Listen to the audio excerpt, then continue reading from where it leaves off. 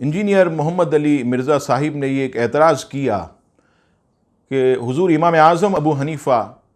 رحمۃ اللہ تعالی علیہ کی طرف یہ کہا جاتا ہے کہ آپ نے خواب دیکھا کہ آپ نبی پاک صلی اللہ تعالی علیہ وسلم کی ہڈیوں کو جمع کر رہے ہیں۔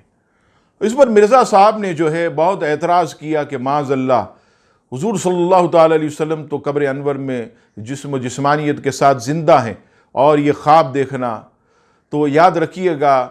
مرزا صاحب کی خدمت میں یہ عرض ہے کہ خواب کچھ اور ہوتا ہے، تعبیر اس کی کچھ اور ہوتی ہے۔ اگر اب خوابوں کی تعبیر پر جو موجود مستند کتابیں ہیں، اگر مرزا صاحب اس کو پڑھ لیتے تو کبھی بھی یہ اعتراض نہ کرتے۔ مثال کے طور پر اگر کوئی خواب میں یہ دیکھے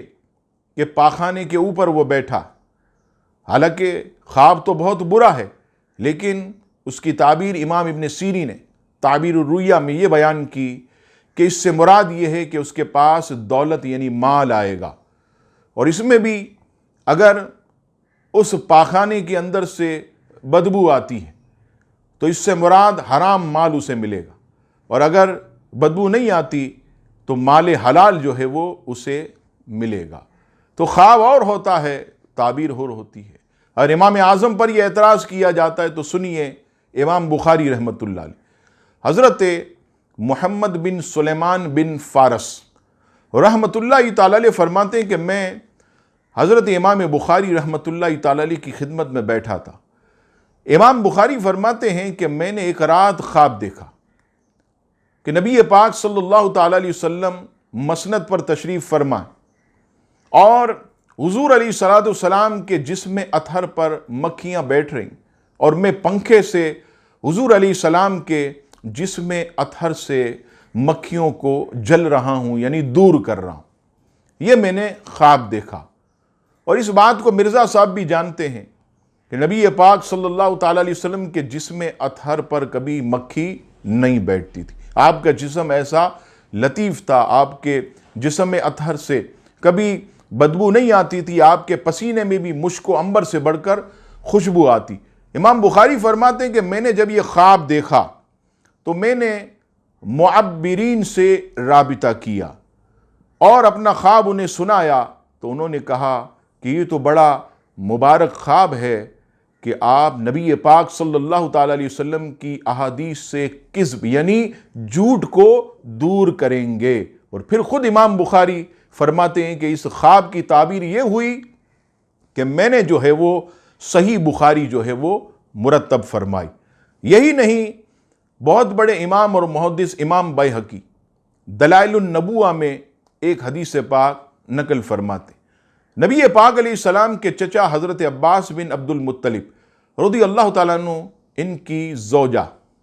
حضرت ام الفضل بنت حارث رضی اللہ تعالیٰ عنہا نے ایک خواب دیکھا کہ نبی پاک صلی اللہ تعالیٰ علیہ وسلم کے جسم اطہر کا ایک ٹکڑا کٹ کر ان کی گود میں رکھا ہو۔ آپ گھبرا گئیں اور خواب بیان کرنے سے بہت زیادہ ہچکچاتی۔ نبی پاک علیہ الصلوۃ والسلام نے آپ سے فرمایا، اے چچی جان خواب بیان کرو۔ عرض کی یا رسول اللہ دل گھبراتا ہے، کہا نہیں بیان کرو۔ حضرت ام الفضل بنت حارث یہ کہا کہ نبی پاک صلی اللہ تعالی علیہ وسلم کے جسم اطہر کا ایک ٹکڑا کٹ کر وہ میرے گود میں رکھا ہوا، یہ میں نے خواب دیکھا۔ یہ سن کر نبی پاک صلی اللہ تعالی علیہ وسلم مسکرا دیے، اور آپ صلی اللہ تعالی علیہ وسلم نے فرمایا